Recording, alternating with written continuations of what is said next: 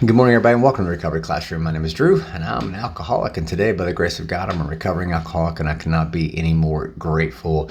Awesome Friday crosstalk meeting. It was our very first inaugural spotlight meeting. Eric Wilson was able to share his experience, strength, and hope, and it was incredible. I've never seen so many people in that room. At one point, I was thinking we were running out of chairs, or we had ran out of chairs, and so it was just a great opportunity for Eric to get up and share his perspective of his own recovery. I, of course, have my perspective, what I saw, what I witnessed in his journey, and so I always love it when he shares because I get to see his perspective, and so it offered folks that dueling perspective, if you will, of someone's recovery journey. And so, Eric, you did a great job. So proud of you, and thank you guys to everyone who came out and attended that meeting. Like I said, I've never seen so many people in that room at one time. If you're wondering what Crosstalk is, come on down to Pea Ridge United Methodist Church every Tuesday and every Friday night at 7 o'clock and hang out with a group of like-minded drunks and drug addicts, and you'll find out exactly what Crosstalk is. I want to talk today about what the Big Book refers to as a number one offender, if you will, as meaning the number one offense that we take or we make to prevent us from being able to drink like a normal person. On page 64 of the Big Book, Bill's talking about we searched out flaws in our makeup which caused our failures. Being convinced that self, manifested in various ways, was what had defeated us, we considered its most common manifestation. The most common manifestation of self, again, self being what defeated us, the most common manifestation is resentment. It's the number one offender, the very first line of the last paragraph on page 64. Resentment is the number one offender. And what he's talking about in that context is one of the reasons why we drink or drug is because we hold resentments. And it takes work with a qualified sponsor to understand these resentments. But on the surface, we see that, I'm still pissed off at Johnny because Johnny still owes me $25 that he never paid me back for. And so I resent Johnny, or I'm still mad, and I can't stand so and so for doing something to me. So somebody has done something to us in our past that we hold resentments. Now, I want to draw a very clear distinction, though. There's a saying out there, and I agree with it in principle, but there's saying out there that we need to forgive and forget. And to me, that's a very dangerous thing, at least the latter half of that. And here's what I mean. When somebody offends me, I might hold resentment towards that person for their offense that they made against me. And that's where I need to forgive that person.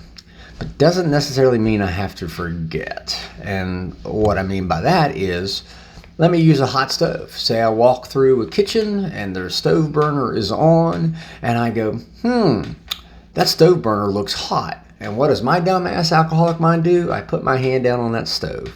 Lo and behold, I burn my hand. And I go, how dare you, Mr. Stove? I can't believe you burnt me. So now all of a sudden I've got this resentment towards the stove because the stove burnt me. Never mind the fact that I'm this dumbass who put my hand on the stove. I have this resentment towards the stove.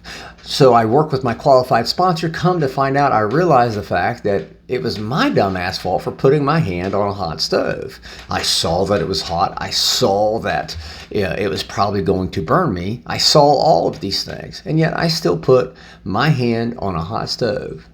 So who am I really resenting? Am I resenting the stove, or am I resenting myself? Well, again, as I work with my qualified sponsor, I come to find out that I was the fool who put my hand on that hot stove. I was the reason why I got burnt. So it's easier for us to forgive other people than it is for us to forgive ourselves. It's easier for me to forgive the stove. I can say, okay, well, you know what? I understand. I see my faults in it now. So, Mr. Stove, I forgive you. But when it comes to forgiving myself, well, that takes a lot more effort on my part. It takes a lot more effort. But I digress. We'll get to that in a second. I'm able to forgive the stove. Doesn't mean I forget that the stove burnt me. It doesn't mean that I don't learn the lesson. It doesn't mean that I forget the lesson. That when I see a red hot burner on the stove, the last thing I need to do is go and put my hand on it. That's the last thing I need to do. Now, just because I can forgive people, and I do forgive people, doesn't mean I forget the lesson. And that's very, very important. Now, I still have to deal with that resentment that I've now realized is towards me. The fact that I'm the dumb son of a bitch that put my hand on the stove. That's where we run into problems. See, and I think that's part of the reason why we drink or drug as much as we do, because we end up, over the course of time, becoming hateful towards ourselves. We hate who we have become, and we resent who we have become. But yet we're so willing and ready and able to forgive other people. We're so willing and able to forgive the stove that we forget to take time to learn how to forgive ourselves. And keep in mind, same rules still apply. Even whenever I do forgive myself, I am able to forgive myself. Doesn't mean I forget the lesson. Because if I don't remember the lesson, then I'm going to keep doing the same thing over and over and over again and expecting different results. Every time I go back, put my hand on the stove. Oh, I can't believe it burnt me. Oh, I can't believe it burnt me. That's the definition of insanity, isn't it? Isn't that the whole reason why we started drinking and drugging in the first place? Now, let me be clear about this. There's a difference between setting boundaries and grudges. Grudges is the act of remembering a lesson but harboring the resentment. So I can remember the lesson, but I can't let go of that resentment, whether it be resentment towards myself or to somebody else. Boundaries, however, is just remembering the lesson while letting go of the resentments. I'm remembering the lesson that I was taught. I'm remembering the lesson of that stove. Every time I put my hand on a hot stove, I got burnt. So chances are, I don't need to put my hand on the hot stove. That's my boundary. That's my boundary. That's the difference between grudges and boundaries, in my opinion.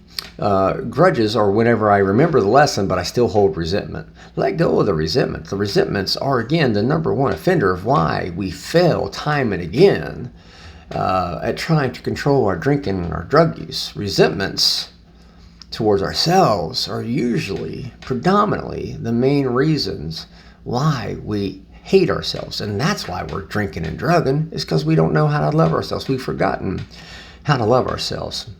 At the end of the day, those resentments are, in fact, the number one offender, without question. And again, I want to encourage you, it's okay to learn the lesson.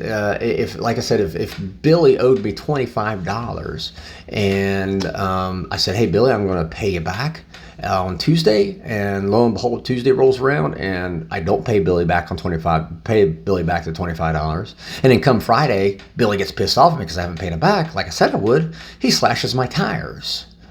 Well, then all of a sudden now I'm pissed off at Billy because he slashed my tires. Never mind the fact that I owed him the $25.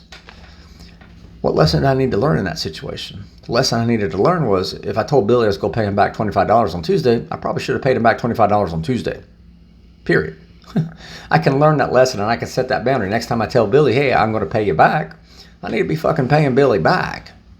It's okay to learn the lesson, and it's okay to remember the lesson. It's not okay to harbor that resentment and that anger and holding that grudge against my fellows, and most importantly, against myself, because that's how I wind back up in the same place that I'm trying day in and day out to get away from. So with that being said, I'll let you guys go. Hope you guys have an absolute kick-ass Sunday. Thank you guys for letting me come in and share 5 to 10 minutes of your day with you. You guys absolutely keep me sober, and I could not be any more appreciative. If you have a topic you'd like to hear discussed, drop it in the Recovery Classroom private group Facebook group page. We maintain anonymity there. There's a whole slew of us. We'll take a look at it, see what we can do.